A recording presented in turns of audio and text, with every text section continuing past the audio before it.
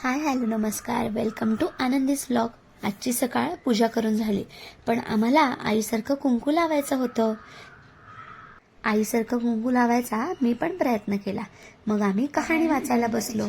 ऐका परमेश्वरा गणेशा तुमची कहाणी. निर्मळ मने उदकाची तळे, बेलाचे वृक्ष, सुवर्णाची कमळ, विनायकाची आणि केळ खायचं म्हणून माझं सगळं लक्ष त्याच्याकडेच होतं. मग मी मंदिरात गेले, नमस्कार केला आणि घरी येऊन माझ्या आवडीचा डान्स एन्जॉय केला. आणि त्याचबरोबर आम्ही गाणं पण म्हणतो. तिचं गाणं चालू असेपर्यंत आणि तिचा गाण्याचा प्रोग्राम चालू असेपर्यंत मी आईकडून आणलेली ही छान छान झाडं लावली. आणि सध्या आम्ही एक नवीन सिंहासन तयार केले आमचं. त्यात बसून ती सुंदर स्माइल देत होती. त्यानंतर आम्ही दूध आणायला गेलो आणि हिला असं बघितलं की असं वाटतं की ती गुणी बाळ आहे.